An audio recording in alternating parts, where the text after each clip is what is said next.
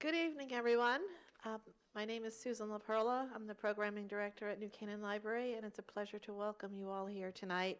I know it's not the most hospitable of evenings out there, but I am sure it has been worth your time and trouble to come tonight because the program is going to be excellent. We're welcoming authors Trudy Goldberg and Sheila Collins tonight, and their visit is co-sponsored with the Historical Society, New Canaan Historical Society, and Elm Street Books, who is also here this evening. So we're happy to have you both representing the authors at this program. Trudy and Sheila are here to talk about their most recent book, When Government Helped, Learning from the Successes and Failures of the New Deal. They will tell us how FDR and the New Deal viewed the role of government in American society, and how the New Deal legacy of affirmative government survives and has helped us to prevent the Great Recession from descending into a Great Depression. At the same time, they emphasize that the Obama administration could have learned more from the New Deal and that we ignore those lessons, both positive and negative, to our national detriment. Gertrude Schaffner Goldberg is Professor Emerita of Social Policy and former director of the PhD program in social work at Adelphi University. In addition to When Government Helped, she is the author of Washington's New Poor Law, Welfare Reform and the Roads Not Taken, 1935 to the Present, 2001, with Sheila D. Collins, Jobs for All, A Program for the Revitalization of America, 1994, with Sheila Collins, and Helen Lax Ginsburg. And 3 comparative studies of social policy, the latest of which is Poor Women in Rich Nations, Feminization of Poverty Over the Life Course, written in 2010. Goldberg is the author of numerous articles on unemployment, job creation, economic inequality, and the welfare state. She is a co-founder and chair of the National Jobs for All Coalition and the co-chair of the Columbia University Seminar on Full Employment, Social Welfare, and Equity. Sheila D. Collins is Professor Emerita of Political Science at William Patterson University and former director of its graduate program in Public Policy and International Affairs. She has written and spoken widely, both here and abroad, on American politics and public policy, social movements, religion, and the environment. In addition to When Government Helped, Washington's New Poor Law and Jobs for All, written with Trudy, she is the author of Let Them Eat Ketchup, The Politics of Poverty and Inequality, The Rainbow Challenge, The Jackson Campaign and the Future of U.S. Politics, and A Different Heaven and Earth, A Feminist Perspective on Religion. Collins co-chairs 2 seminars at Columbia University, is a member of the Global Ecological Integrity Group, and serves on the board of the National Jobs for All Coalition and the International Advisory Board of the Japan-based Toda Institute for Peace and Policy Studies. So please join me in welcoming both to New Canaan Library this evening.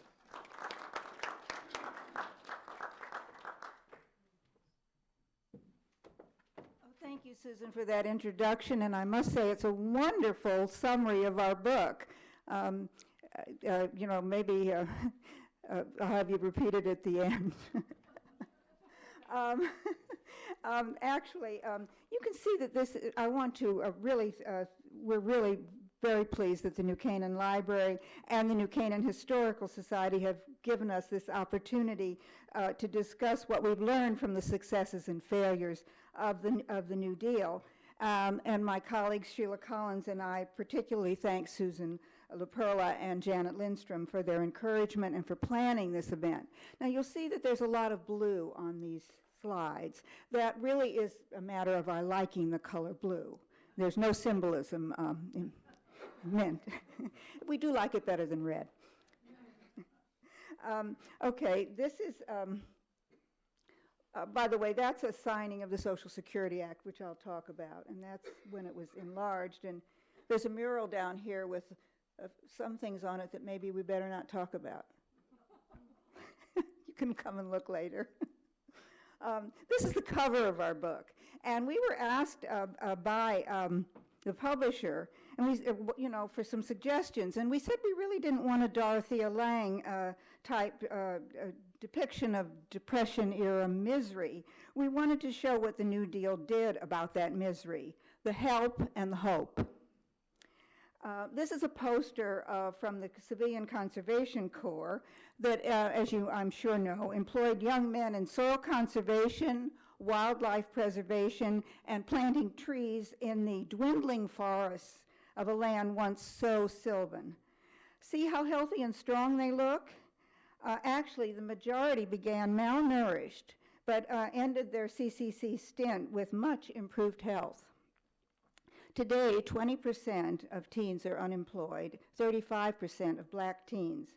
These young, jobless people could profit from the healthy living, education, and training offered by the CCC, and we could use their services, not least for environmental preservation and greening. Today, from day one, the Roosevelt administration favored uniting job creation for the unemployed with projects to preserve natural resources and improve a very deficient infrastructure, a policy both life-saving and nation-building. Job creation of the unemployed of all ages preserved their dignity and skills, and actually often improved their skills. In the 1930s, unemployed workers literally changed the face of the nation. This is a quote from the Institute for Research on Labor and Employment at the University of California, and I rather like it, and we used it, I think, in the final chapter of the book. America ran on New Deal electricity, drank New Deal water, flushed waste down New Deal sewers, administered local government in New Deal city halls, settled cases in New Deal courthouses, drove down New Deal roads, and traveled through New Deal tunnels. Actually, and a lot more. Actually, you get to think that we were a pretty underdeveloped nation before the New Deal. Having said that, our book is no encomium for the New Deal. We really like this particular endorsement by an author of a very good book on the Depression himself. He said, "This is no hagiography. The authors are as clear-eyed and unsparing in their assessments of the limitations and failures of New Deal policies as they are on Obama's lost opportunities to understand their possibilities and successes." And he goes on to say he hopes there's still time to learn, because there were some pretty important accomplishments. This is the table of contents, really, of our book, and you can see it's on a wide range of domestic policy, from banking and finance to agricultural policies. Tonight, we're going to try to summarize and give some highlights of what we can learn from the New Deal, and focus on three of these.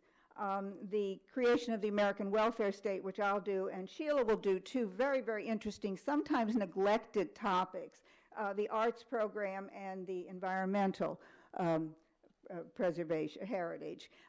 By the way, this is a very wonderful room to be in because there's WPA art in the back. Sheila will talk more about it, but it's a wonderful setting for this. In assessing successes and failures, we should recognize that the Roosevelt administration grappled with one of the nation's most serious crises. FDR assumed the presidency after 3 years of severe depression and drift. Unemployment was 2.5 times its peak in the Great Recession. Resources of local and state governments were spent. Deep deprivation and despair stalked the land. With economic crises giving birth to dictatorships elsewhere in the world, American democracy was itself on trial. Moreover, New Dealers lacked the governmental institutions to deal with economic insecurity that had been developed elsewhere in the world. And so it fell to them to invent them, to lay the foundations of an American welfare state. They were often pushed by powerful social movements, such as organizations of labor, the elderly, and the unemployed workers. I'm sorry, let's go back. sorry, here they are.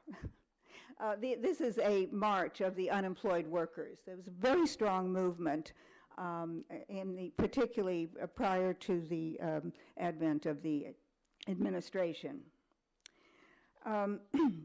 Conditions improved, but all was not well. The democratic nation did survive, and it more than recovered lost ground in national output, and unemployment declined, but remained very high. 14% was its lowest throughout the 30s. Unemployment was not really conquered until World War II, as many of you know, forced FDR to overcome a fear of deficits that he shared with many other progressive New Dealers, actually, and that had led to drastic cutbacks in 1937, and consequently, a depression within a depression the next year. Roosevelt, because of the war experience, FDR became convinced that the nation could assure jobs to all, a goal to which he had aspired earlier and eloquently, but had not delivered at all during the 30s. In his 1945 annual address to Congress, he declared, "We have had full employment during the war because the government has been ready to buy all the materials of war which the country could produce, amounting to approximately half our present productive capacity." Unemployment was down to 1%, virtually none at all, and more people were coming into the labor into the labor force. One New Deal historian wrote that World War II, with its enormous deficit spending, freed the government from the taboos of a balanced budget and revealed the potentials of spending. Well, that lesson was learned for a time, but starting in the 1980s, budget deficits, some purposely created through escalated defense spending and big tax cuts, the deficit has really served as a rationale for cutting back entitlements that I'll show actually helped us to avoid a depression. Barack Obama raised the specter of deficits early in the recovery process in spring of 2010, creating by executive order a National Commission on Fiscal Responsibility and Reform, and appointing two declared opponents of entitlement programs. The idea that cutting back amidst a weak and incomplete recovery, however, has been partially learned. That is, with continuing stimulus, but not enough and not well enough directed, we could keep unemployment down to 10%. Oh, I'm sorry, pardon me. Unemployment really hasn't gone down enough, and nor do we think that the stimulus has been well directed enough to really conquer unemployment. And it's now much lower, but actually it would be close to 10% if the labor force participation rate were the same as the pre-recession level. In other words, the official unemployment rate only really measures people who are actively looking for a job, as many of you, of course, know. A major cutback has been slowed. Federal Reserve leaders, as students of the Depression, knew the lesson, and so the Federal Reserve has refrained from cutting back the quantitative easing program that keeps interest rates low. Cutbacks in entitlements were held off for a time, though they have begun with likely deleterious results. Still, the drastic cutbacks of 1937, with its Depression resuming results, cautioned current leaders about too rapid a reduction in policies to stimulate consumption. Having said some very positive things about the New Deal, I want to point out that there were racial and gender gaps in New Deal achievement. A Congress dominated by Southern racists excluded African Americans from the major reform programs, Social Security, unemployment insurance, minimum wage requirements, and Federal Housing Administration loans. Blacks did get relief, and many were kept from starving. Actually, but they were not really aided in proportion to their need. New Dealers themselves, especially Eleanor Roosevelt and Interior Secretary Ickes, were friendlier to civil rights than any previous administration. But FDR, as you probably know, felt unable to support anti-lynching legislation. Women and African Americans were both overrepresented in domestic and farm labor, occupations not covered by the major reforms like the Social Security Act or the Fair Labor Standards Act that established the minimum wage. Inclusion in both of these programs did come in time, sometimes in response to well-organized and disciplined protest and pressure, sometimes by bureaucratic or legislative initiative, or a combination of these. One of the people who wrote our chapter, an economist, Timothy Canova, he wrote our chapter on banking and finance. He recognizes that reform didn't go far enough, but nonetheless credits the New Deal with what he calls a public option in banking and finance. The Reconstruction Finance Corporation went well beyond support for banks and insurance companies, making larger loans directly to businesses and industries and providing aid to states and elites, helping the real estate mortgage market, and making disaster relief loans. It was a quasi-public bank, and it loaned funds to Chicago for teachers' salaries and supported numerous public works, among them some of those shown here. These were self-liquidating loans. The New Deal Federal Reserve was headed by an extraordinary banker from Utah, Mariner Eccles, who provided a bottom-up stimulus. Using the authority of the Fed under the Federal Reserve Act to make loans to small businesses, about $65 billion in current dollars. However, the Fed chief, Ben Bernanke, took more of a trickle-down approach and was unwilling to use the similar authority to make loans to Main Street for mortgage modification, student debt relief, infrastructure investments. Not the least, though, of New Deal accomplishments are less tangible ones.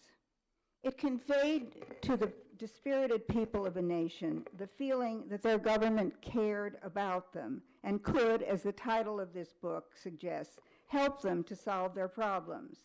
Recall the message of hope in the initial lines of the inaugural address,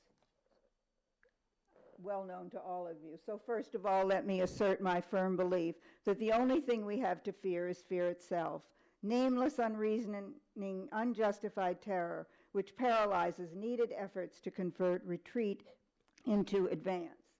Now, that was a cover of, I think, conveying the spirit of Vanity Fair, and I think that fits well with those words. Nice, isn't it?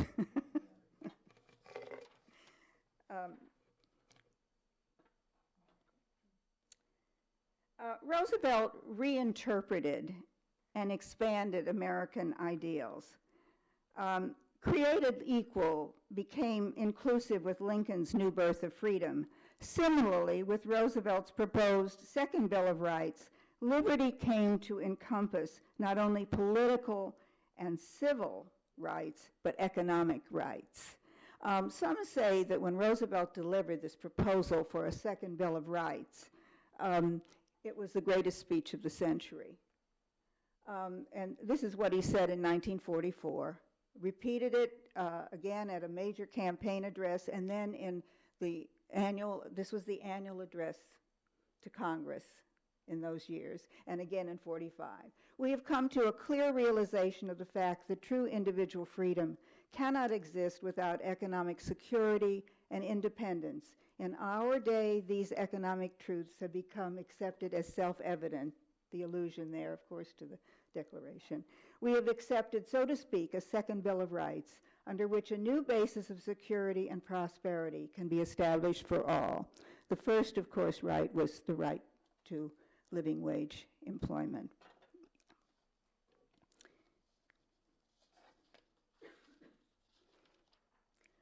New Deal deeds often fell short of lofty New Deal values, but these values were nonetheless important underpinnings of the less than perfect reforms that found their way into the statute books. It is this spirit and this ability to infuse people with hope, with respect for their government, with concern for their neighbors, with a promise of a better life for Americans that seems missing in the Obama administration. In fact, there is really no name for whatever hand he expected to deal to the American people.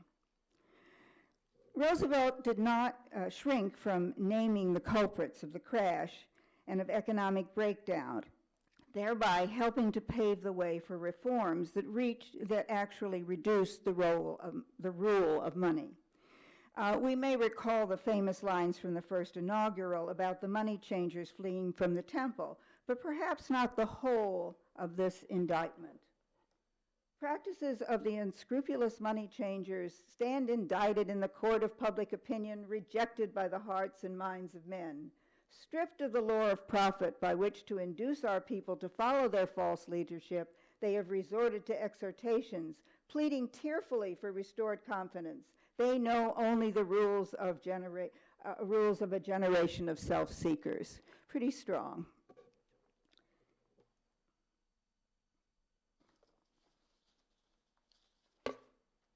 In 2008, an American president was fresh from a decisive popular and electoral victory, with control of both houses of Congress in the hands of his party. Not all progressive, but Roosevelt's Dems weren't either. Obama could have taken the opportunity to strenuously expose the ills that had brought us once again to near economic collapse. The speculation, the derivatives, the subprime mortgages, the deregulation so heavily influenced by the lobby of a powerful financial sector. He has railed against the fat cats who caused the crash, got government bailouts, and continue to collect huge bonuses, but appointed some of them as top economic advisors. At times, he has voiced support of big bonus bankers, such as the chief executives of J.P. Morgan Chase and Goldman Sachs. I know both those guys. They are very savvy businessmen. I, like most of the American people, don't begrudge people's success or wealth. And so with slaps on the hand and fines, most money changers remain seated, and with money rule continuing and economic inequality only tardily and sporadically castigated, much less diminished. Recent appointments or nominations to regulatory posts have been of insiders unlikely to strenuously prosecute the offenders. Now I'm going to turn to Social Security and the birth of the welfare state. The absence of substantial relief and subsequent shrinkage of consumption to cure is one reason why the Depression became so severe. In the winter of 1931-32, New York City, where relief was more generous than other places, had an average relief budget of $2.39 a week, $2.39 a week, and only half of the unemployed were aided. Under the New Deal, relief budgets doubled, and other stimuli contributed to the results pictured here. One thing that was learned from the 1930s, thanks. One thing that was learned from the 1930s is that years of inaction on the part of the federal government were disastrous. And so not only did Washington bail out Wall Street, it had a welfare state at hand that could be expanded automatically, since these were entitlements available to all who were eligible. 45 million people were on food stamps, buying food and pumping money into that whole supply chain. Unemployment insurance expenditures nearly doubled between 2000 and 2010, keeping 3.3 million out of poverty and, of course, stimulating the consumption of many others. Food stamps was a New Deal program that lapsed and then was revived in the 1980s. Unemployment insurance is part of the Social Security Act of 1935. You see here workers collecting their unemployment checks. It is a recognition that unemployment could be involuntary and should be compensated. The combination of these federal expenditures, some of the expansions paid for by the Obama stimulus, is estimated to have kept official unemployment from rising to 16% instead of peaking at 10%. However, the $787 billion stimulus, though it saved or created 4 million jobs, could have been used for direct job creation following the New Deal model, with the result, according to our calculations, that you could have wiped out official unemployment. New Dealers, Roosevelt and close aides, used the experience of the Depression to make a case for permanent programs to protect people against the economic insecurity of old age and unemployment. Roosevelt knew that he had to make the country more social-minded. That was actually a phrase that he used, if it were to accept reform. In a 1934 message to Congress, he set forth a rationale for Social Security. Social Security was new to the lexicon of American ideals and certainly of government responsibility. What he said is that security was concerned with some safeguards against misfortunes which cannot be wholly eliminated in this man-made world of ours. We are compelled to employ the active interests of the nation as a whole through government in order to encourage a greater security for each individual who composes it. Security was concerned with common desires for decent homes, productive work, and some safeguards against those misfortunes. He was actually creating a new social paradigm, consonant with reform, and at the same time integrating it with traditional American values. Roosevelt and other New Dealers repeated these themes frequently. Labor Secretary Francis Perkins made 100 speeches on Social Security, always stressing social insurance as one of the methods for assisting the unemployed in times of depression and in preventing depressions. Another important component of realizing these reforms were strong social movements. I keep putting that in because that was one of the chapters that I'm not talking about, but that I particularly was concerned with and did the research for. But there were strong movements that pushed for more ambitious security programs than the slightly left of center Roosevelt had proposed. That, by the way, slightly left of center is the way he characterized his own political philosophy. However, the consistency of the administration's message, its frequency, and its connecting new policies to traditional values were vital to enactment of Social Security. Contrast this with a lack of a plan for educating the public regarding the Affordable Care Act. For whatever its faults, and both old age insurance and unemployment insurance were deeply flawed in the beginning, the ACA was going to provide coverage to millions more Americans, eliminate exclusion of pre-existing conditions, and cover more young adults than their parents under their parents' insurance. Better promoted by its advocates in the administration, it should not have been opposed by the majority of the people, the virulent opposition notwithstanding. Whereas the administration of Social Security was efficient, and under the direction of highly trained and experienced planners and longtime students of the measures, the Obama administration hindered its reform. It was hindered, the Obama administration's reform was hindered also by Congress's stinting of funds for implementation. But the way in which it's been implemented has hardly put the best foot of government forward. And we argue, particularly in our environmental work, that that crisis is not going to be solved by the private sector. So we do need to have instilled more faith in government. Roosevelt saw the program of the Social Security Act as a cornerstone on which greater, sorry, what have we done here, Sheila? Oh my gosh. Oh, here. Here. You got to turn it to this. Wait, okay, what is this? Sorry, folks. I wanted to show you the signing of the Social Security Act, and I'll just, while Sheila is doing that, I'll read you what he had to say. We can never ensure 100% of the population against 100% of the hazards and vicissitudes of life. This law represents a cornerstone in a structure which is being built, but is by no means complete.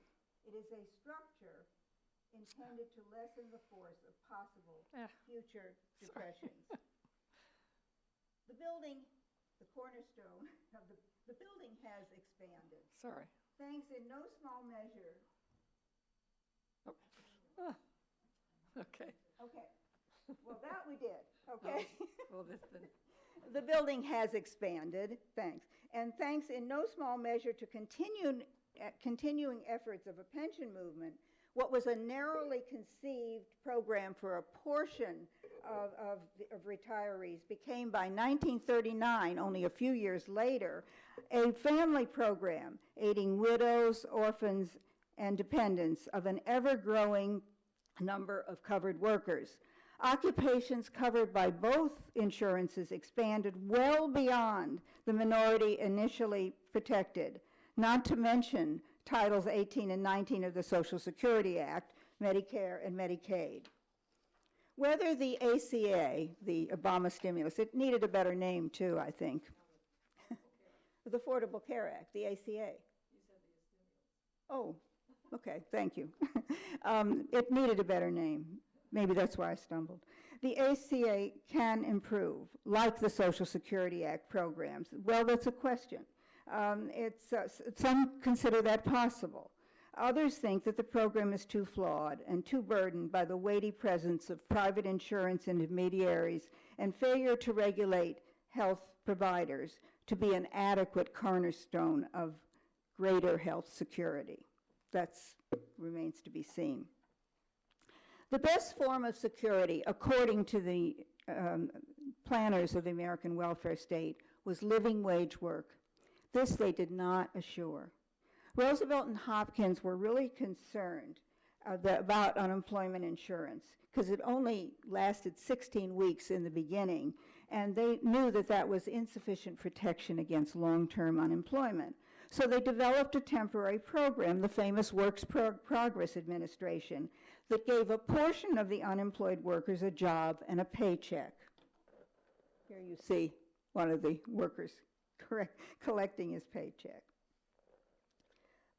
But the WPA, unlike the permanent reforms, had to be reauthorized every year until wartime full employment actually made it temporarily unnecessary, and it was permanently discontinued. The Senate passed a full employment bill in '45, as Roosevelt had urged, but the House turned it down the next year. And we don't know whether Roosevelt would have been able to overcome opposition to the opposition of the House of Representatives that turned it down the following year. The problem of how to compensate long-term unemployment is a burning issue to this day. It's a humanitarian policy to extend unemployment compensation on a temporary basis. But wouldn't it be better to use the New Deal model of employing them, this time on a permanent basis? Now, Sheila is going to talk to you about the cultural heritage and the arts program. No, I said the culture and the, oh, yeah, you're right. Here.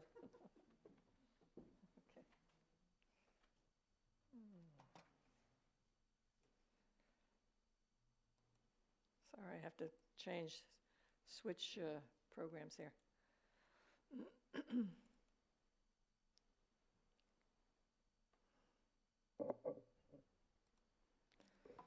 Okay, I'm going to talk first about the environment. When we think of the Great Depression, we tend to think of the financial collapse, forgetting that it was also an environmental collapse and that the two were deeply intertwined.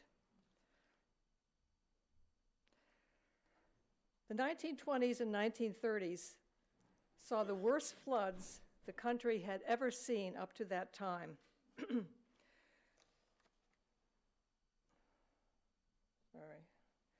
These were caused in part by poor farming methods and by the fact that 7/8 of the country's forests had been decimated. 7/8 of the country's forests. It's an amazing figure. Much of the country's wildlife had also disappeared, and 1/6 of the nation's topsoil would disappear in the Dust Bowl, creating the first great environmental migration of the 20th century. Many parts of the country also faced a public health crisis related to poverty and environmental degradation. Malaria, malnutrition, pellagra, and hookworm infected large parts of the Appalachian region. More than 17 million people had no general hospital and lacked even a public health nurse, and dust pneumonia killed unknown numbers of the Great Plains. Now, these were monumental ecological and human disasters, comparable in this one country to the predicted devastation the entire world now faces from climate change and species extinction. In Franklin Roosevelt, however, the country had a president who was uncommonly attuned to environmental devastation. As Schlesinger said, he felt this devastation in his bones. And he possessed a scientist's interest in the ecology of forests and wildlife. From the time he first entered public life, Roosevelt had sought to make conservation a focus of public policy. This is when he was governor of New York. There is much we can learn, therefore, from his approach to the environmental challenges of his day. The New Deal developed 3 programs that served a fourfold purpose: employing the unemployed, conserving natural resources, restoring what had been devastated, and enacting policies and programs to prevent future environmental damage. These were the Civilian Conservation Corps, whose recruits often worked in conjunction with the other 2 projects, the Soil Conservation Service and the TVA, the Tennessee Valley Authority. Employing an estimated 3 million impoverished youth, 85,000 Native Americans, and 225,000 World War I veterans, the CCC planted over 3 billion trees, brought white pine blister rust under control, eradicated tree-killing insects, planted a shelter belt of drought-resistant trees in the Great Plains, replanted thousands of acres of prairie grass, taught farmers how to conserve the soil, preserved and restored wildlife ecosystems, treated and released sick or injured creatures into the wild, and conducted wildlife research and monitoring. In cooperation with architects, engineers, landscape designers, and park planners, the CCC created an estimated 800 new state and county parks and built an infrastructure for the ongoing maintenance and use of national and regional parks, generating a new interest in professional degrees in landscape-related fields, as well as new programs to provide such training. The Soil Conservation Service was designed to set up a series of soil conservation districts wherever possible on a watershed basis. About 60,000 youth worked annually demonstrating soil conservation methods to local farmers and conducting research on the development and improvement of erosion control techniques. The agency's work and staff spread nationwide. The TVA was an effort to bring development to what had been America's third world. As conceived by Roosevelt, it was to employ the vision of a unified region defined by its particular ecosystem. Each issue it faced, whether power production, navigation, flood control, malaria prevention, reforestation, or erosion control, was to be studied in its broadest context and weighed in relation to others. The TVA built dams and locks and cleared channels for river transportation, ridding the region of periodic floods.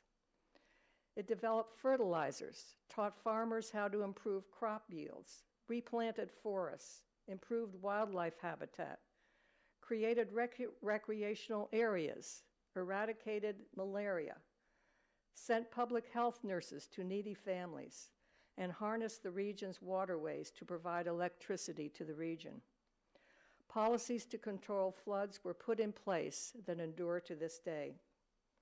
Both the CCC and the TVA contributed significantly to the future environmental movement that arose in the 1960s, creating a base of knowledge about preservation and restoration of the landscape. Now, not all of the New Deal's environmental programs were benign, due in part to the conflict inherent in attempting to balance the needs of the natural environment against those of a growing population, and in part due to the insufficient knowledge of the environment that existed in those days, which sometimes led to unintended consequences. And I go into those in the chapter, but I'm not going to do it here. Yet without Roosevelt's leadership at this critical time in our history, we might have experienced, and this is important, I think, without his leadership in this area, we might have experienced the tipping point for climate change and species destruction much earlier in our history. And we might have been less able to wage World War II or to recover from it as quickly as we did. There are many lessons to be learned from Roosevelt's approach to the environment. Foremost were the enlightened vision and political skills of the president himself. Roosevelt not only understood ecological principles on a level far deeper than any other president, but he was willing to think big and to go far beyond the strictures of the private market. Especially important was tackling the root causes of the environmental crises. The application of science-based ecological principles to solve long-standing environmental problems was a critical aspect of this leadership. So was his emphasis on seeing and treating the whole picture. Problems were not seen as isolated issues, but as interrelated, thus requiring that they be treated together. Now, FDR had also the ability to bring creative, visionary leadership into his administration, a capacity to promote the institutional changes needed to carry out his vision, and recognition that the public needed to be educated about the environment if they were going to preserve it. These are just a few of the kind of propaganda posters that were issued at that time. Another New Deal lesson is that hiring unemployed people to conserve the environment is far more cost-effective than using that same money in other ways and meets two needs at once. For a mere fraction of the cost of either the Obama stimulus or our bloated military budget, the CCC essentially reforested the country, added more park acreage than Teddy Roosevelt, more than doubled the number of wildlife refuges, restored the nation's agricultural base, and restored thousands of young men to literacy and health. There are also lessons to be learned from the limitations and mistakes of the New Deal programs, of course. The complexity of the natural environment dictates that we can't know ahead of time what consequences our actions will have. Thus, we need to apply the precautionary principle to every new policy, program, and technology that has environmental consequences, using the best science available at the time. Perhaps one of the most important lessons is that protecting and preserving the environment requires a long-term commitment of national and now international political will, resources, and energy. With the advent of World War II, the environmental experiments of the New Deal unfortunately came to an end. But we now know that population growth, technological change, and consumption habits driven by capitalist growth imperatives continuously threaten to destroy the natural basis of all economic activity. Ecologists tell us that as a species, we are now in a condition of overshoot, currently using up in less than a year more biocapacity than the entire Earth produces in 1 year. We reached that period about August. Such long-term commitment requires national planning. Roosevelt, again, had been very clear on this. In his State of the Union message in 1935, he spoke of environmental sustainability as requisite to the security of the American people, and that long-term planning implied far more than the environmental programs he had already initiated. 2 years later, he was even more specific, suggesting the need for a central planning authority. Unfortunately, Roosevelt's emphasis on planning was cut short by the war and a recalcitrant Congress. Since the TVA experiment, there has been no governmental emphasis on long-term planning, no national effort to synchronize responses to environmental crises or threats. Recent news reports of the droughts that are drying up the Colorado River and threatening the nation's food basket in California are indicative of our failure to have learned the environmental lessons the New Deal could have taught us. As the New York Times reported, the labyrinthine rules by which the 7 Colorado states share the river's water are rife with potential points of conflict. And while some states have made huge strides in conserving water, they have yet to chart a united path through shortages that could last years or even decades. With global warming's rising temperatures predicted to reduce the Colorado's average flow in the years to come, as well as reducing the annual snowpack in the Sierras that is a source of California's water, there is little time left to learn the lessons the New Deal could have taught us.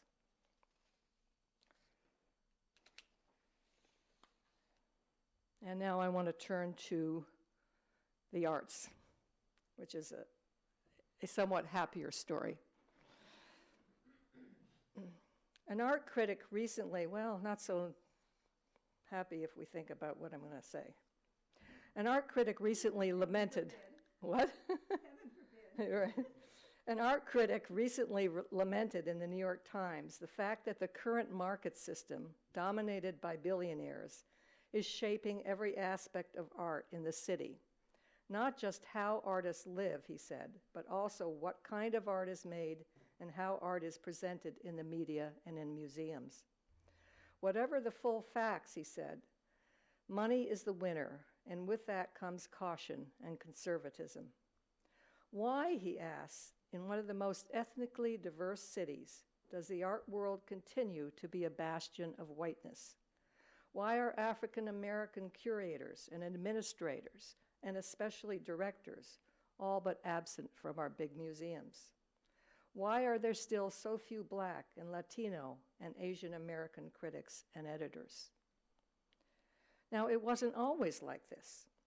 There was a time when the arts were democratized, made accessible to ordinary people without the means to buy paintings worth hundreds of thousands of dollars, or to attend Broadway theater shows at over $100 a ticket.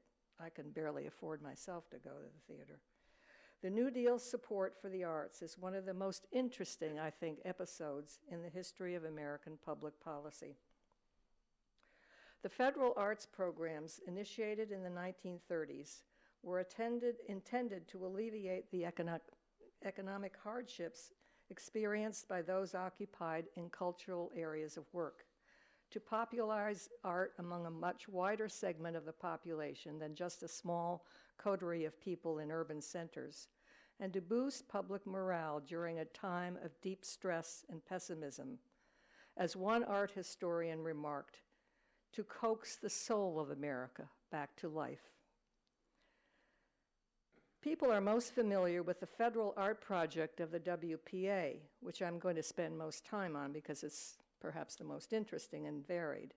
But there were 3 other programs that employed visual artists in creating paintings, murals, prints, and sculptures to beautify public buildings and parks around the country. The WPA Art Project, known as Federal One, consisted of 4 programs based upon different artistic genres: a federal art project, which employed visual artists, a federal writers project, a federal theater project, and a federal music project. The visual arts program employed at its height more than 5,000 artists. Among the now well-known artists supported by this effort were painters such as Thomas Hart Benton, Willem de Kooning, Raphael and Moses Sawyer, and the sculptor Louise Nevelson, among many others. The fully furnished print workshop set up by the WPA prepared the ground for the flowering of the graphic arts in the United States, which until that time had been limited in both media and expression. Moreover, since prints were portable and cheap, they became a vehicle for broadening the public's understanding and appreciation of the creative arts. Artists also produced the first index of American design. Small works of art, like this one, which hung in FDR's office, were given to government offices, while murals were seen on the walls of schools, libraries, post offices, and hospitals. That top one is in the high school here in New Canaan.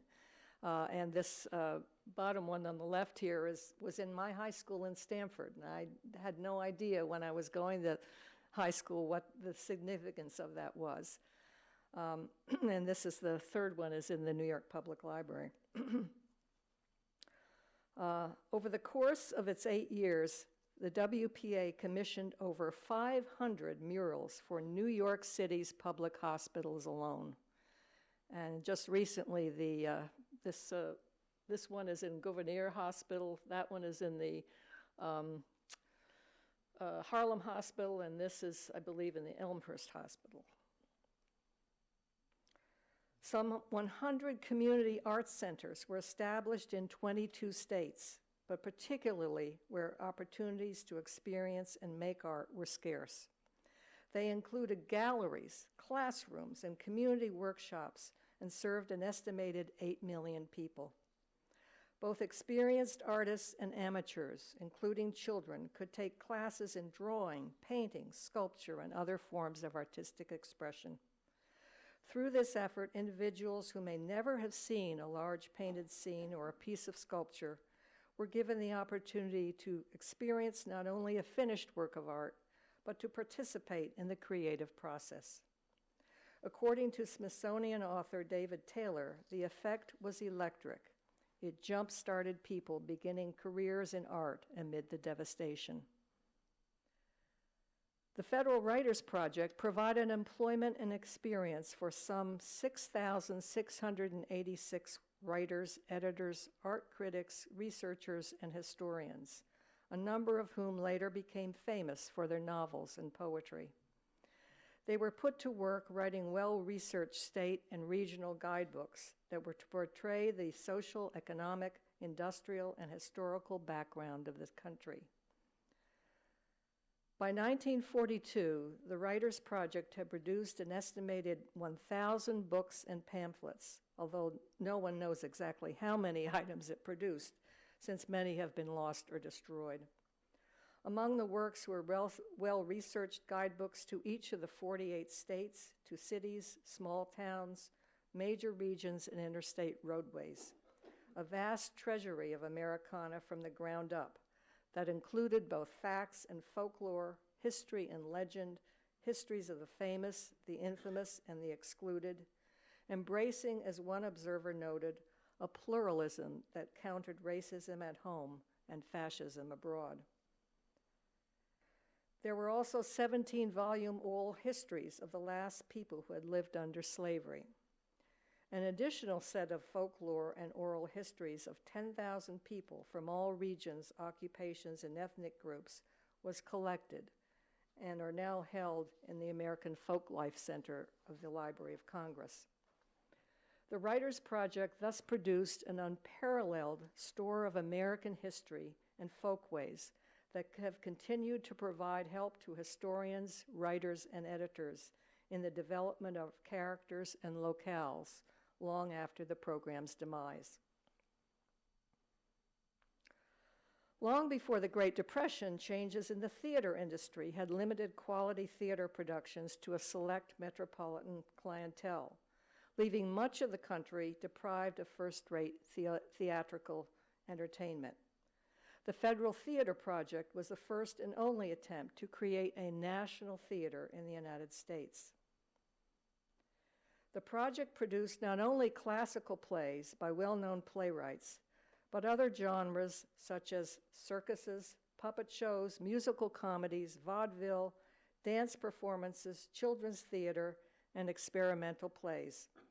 They were performed not only in city theaters, but in parks and hospitals, in Catholic convents and Baptist churches, in public schools and armories, in circus tents and universities, in prisons and reformatories, and in distant camps. Touring companies brought plays to parts of the country where drama had been non-existent and provided training and experience for new actors. An important aspect was the program's emphasis on preserving and promoting minority cultural forms. At a time of strict racial segregation, with arts funding non-existent in African American communities, Black theater companies were established in many cities. Foreign language companies performed works in French, German, Italian, Spanish, and Yiddish. The Federal Theater Project brought controversial issues to the foreground, making it one of the most embattled of the New Deal programs. Plays about labor disputes, economic inequality, racism, and similar issues infuriated a growing chorus of political critics, who eventually eliminated the program in 1939. The program, however, had left a lasting legacy. Thousands of aspiring actors, directors, stagehands, and playwrights were either supported or got their start, among them many now famous theatrical figures. It would be difficult to conceive of present-day theater and even film culture without reference to the aesthetic developments in these productions. The Federal Music Project employed 15,000 instrumentalists, composers, vocalists, and teachers, as well as providing financial assistance for existing symphony and concert orchestras and creating new ones in states and cities that had never had one. Many other musical forms were also offered. Most of the concerts were either free to the public or offered at very low cost. The gathering and recording of the folk music heritage of the nation was also supported. And music classes for all ages and abilities, including the disabled and incarcerated, were offered gratis in parts of the country and to populations that had never had access to such instruction. It's extraordinary.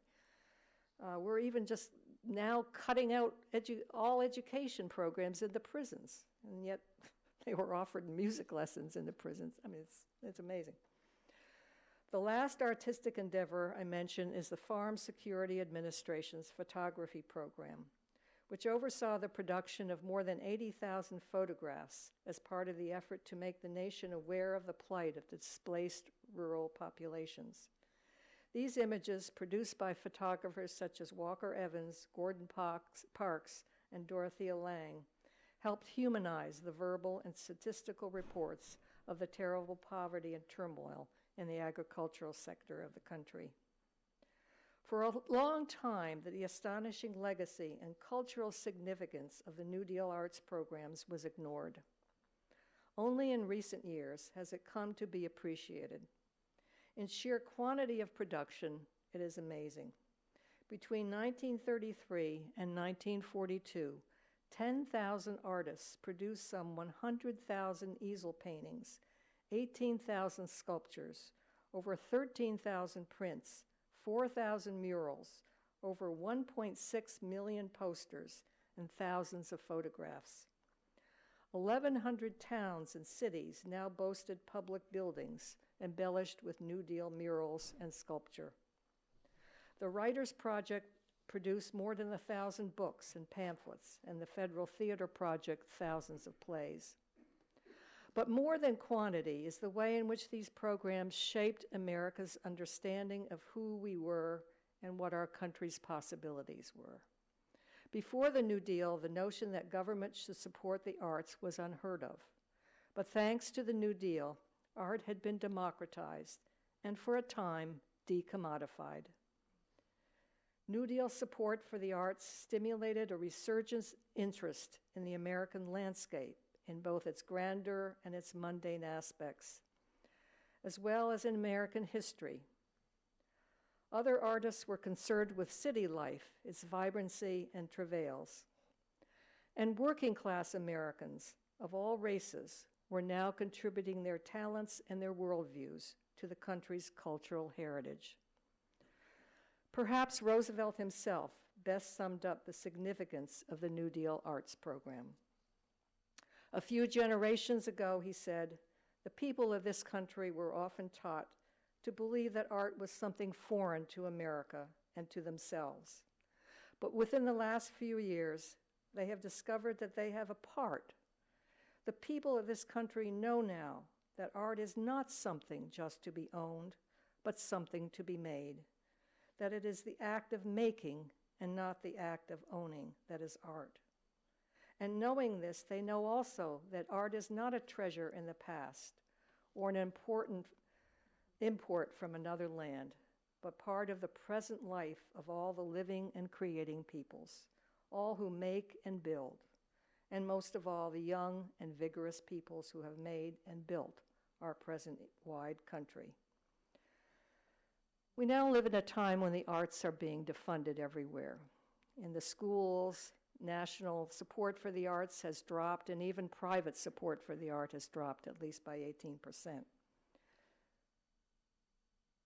A question asked in the 1930s is now returned to us. Who will be there to coax our own generation back to life? That's the end of our presentation.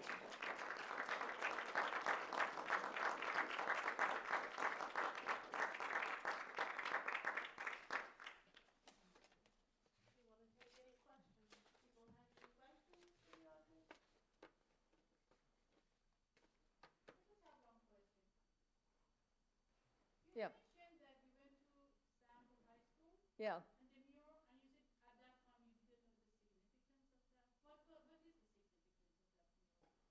Well, it was done under the auspices of the WPA and actually by a famous artist.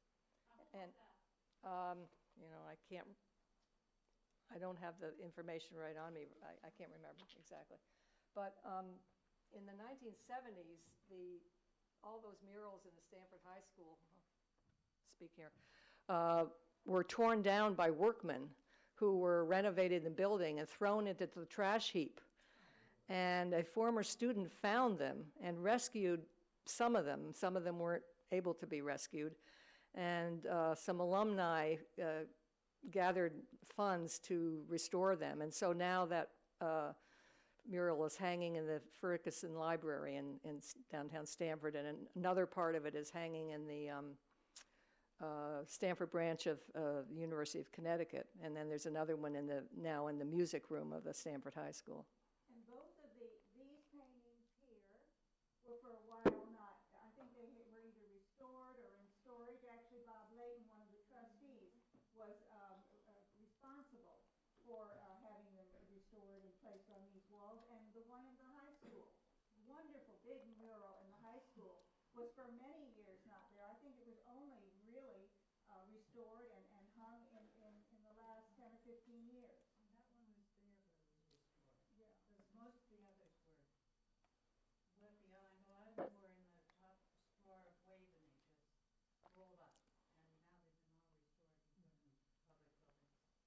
Yeah, I mean, much of the art was just destroyed, or left to mold in somebody's attic. I mean, and it's really only in very recent years that people have begun to appreciate this legacy. Yeah. Sheila, I recognize some of the photographs that you showed, but I Mm-hmm. wondered if all of the WPA photography collection was compiled into a single volume or a series of volumes that people could look at, or is it in the Smithsonian, or where is it A available? lot of it's in the Smithsonian. There's been a number of books that have published them, but a lot of times they're books on a particular photographer, like Dorothea Lange or Walker Evans. I know there was an exhibit about a year ago in the Metropolitan Museum of Walker Evans's photographs. So I don't know that there are 80,000 of them. They couldn't possibly be all in one book, So, but there have been a number of books where they've been, published. Yeah. Mm-hmm. A cousin of mine happened to find a whole bunch of materials in I believe, the State House in Santa Fe, and she and a colleague had published 5 volumes on that material, one of which was just frontier stories. That again, the writings of the New Deal, and they just discovered them, in I believe, the State House. And I'm sure that probably could be replicated all over the country. There was an article that appeared in the past year by a journalist. A lot of journalists who've lost their jobs because the newspapers are no longer viable, who suggested that we need a new WPA type arts program for writers. And they could be recording, what's happening today, the stories of immigrants to this country today from Mexico and Latin America, and all kinds of things that we're just ignoring in our national culture. I have a question to ask. What was your response? I mean, did you know all this about the New Deal? Was there something more that you learned? Did you, what is your... I always think of, I read, the only thing I've read about the New Deal was No Ordinary Time. And then I did a lot of The Doris research. Kearns. Yes. Yeah. And then I did some research on Eleanor herself. But I always think of the New Deal as happening so long ago that it has no impact on today. But when I hear you compare it to what we could be doing now, it's just painful to realize that. And it's so sad that we've had this great opportunity. And it's not too late, really. Do you think it is? Well, maybe we'll go home and hear some... Yeah, maybe. I hear that the president is trying to do some things that he can do on his own, like raise the minimum wage for like federal workers. And certainly, there is such a thing as a bully pulpit. And I think that certainly Congress cannot stop him from, say, making us really aware of the environmental crisis, maybe preparing people to come forward and to demand more. There's a strange kind of paradox in a way. There were huge movements during the Depression. I call it a decade of dissent as well as a Great Depression. And in a way, the availability of the welfare state, the moderate reforms that have been taken, or the moderate measures that have been taken, have, in a sense, really stilled protest. Yes. Until, of course, Operation I think Occupy Wall Street, yeah. maybe Trudy, I've never been quite clear as to the funding for the New Deal. I mean, Roosevelt was really disliked in this community. They hated him here. I welcome their hatred. Is this all taxes? Is it all taxes? Or, though I know my family used to, be very aware of that. And is it because of taxation, you think? Well, first of all, Roosevelt was really terribly, he really had deficit phobia. And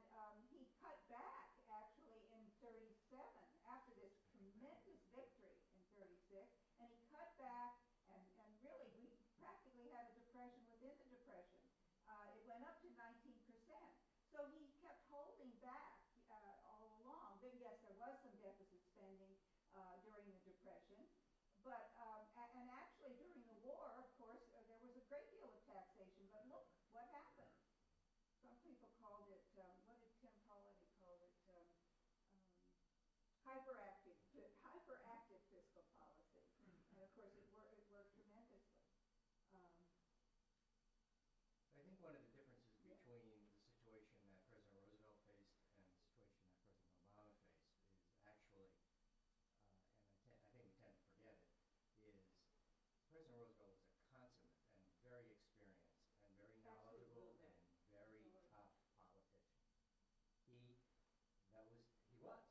And President Obama, because of such a rapid ascension to the presidency, I don't think ever developed or had an opportunity to develop the kind of, it's a knife fight in a telephone booth sometimes. And President Roosevelt, when you read all the biographies about him, he was superb at that. Well, first of all, look at the background difference.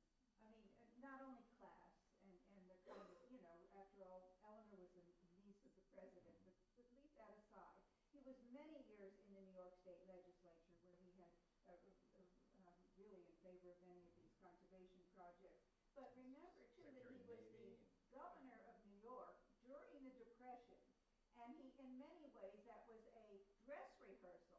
I mean, Perkins and Harry Hopkins were his aides there, and they were doing both relief. He was the first governor, really, to actually have the state coffers opened for relief, but they also even had work programs. And he would have also been Secretary of the Navy, so he had that Washington executive experience as well. And of course, he had run for vice president early and lost in the early 20s. So they're very different. You're dealing with somebody who was a junior senator and really had main experience, which was in the state legislature of Illinois. We have, the first chapter in the book is really what I wrote about, where I deal with the number of differences between the 1930s and today that we have to take into account when part of it is the role of the president. There's also other things like the nature of the wealthy class and they were divided actually in the 30s in a way that they aren't divided today. So and they were decimated. They were not allowed to be decimated this time. They were bailed out. The crash, So that in a sense, it was really hard. The money changers, were really not discredited. How were they divided then? Well, some of them recognized that in order to save capitalism and democracy, they had to go along with moderate reforms. Roosevelt always said, "Don't they know I saved it for them? They're damning me, but really I say, what is it? Molly said that capitalism was saved in 8 days with the rescue of the banks." But today they don't seem to care. They don't seem to worry. And they don't need to worry because they keep making money without a productive economy that's undergirding them. So it's a different situation. It's a lot harder. Also, Roosevelt came in at the very bottom of things, 25% unemployment. It had really bottomed out, and people, had kind of despair, the kind of things that we were discussing. Obama came in, and actually, the unemployment was going up. It hadn't bottomed out. So things got worse before they got better. And he ran for, at that disastrous midterm election, unemployment was around 9 or 10%, having started at 7%. Some of us said he really should have cured the unemployment first before going into the health care program and been able to run saying, look, unemployment is down. I mean, unemployment was up. That's really very, very hard to run on. So I think that, it only could get better after Roosevelt if something was done. It had really bottomed out. Here, it was going to actually get worse before it got better. Even with the stimulus. I mean, the stimulus was really under Bush. The first bailout was under Bush, with encouragement by Obama, by the way. Well, maybe we'll go home and hear a very good message. Maybe the bully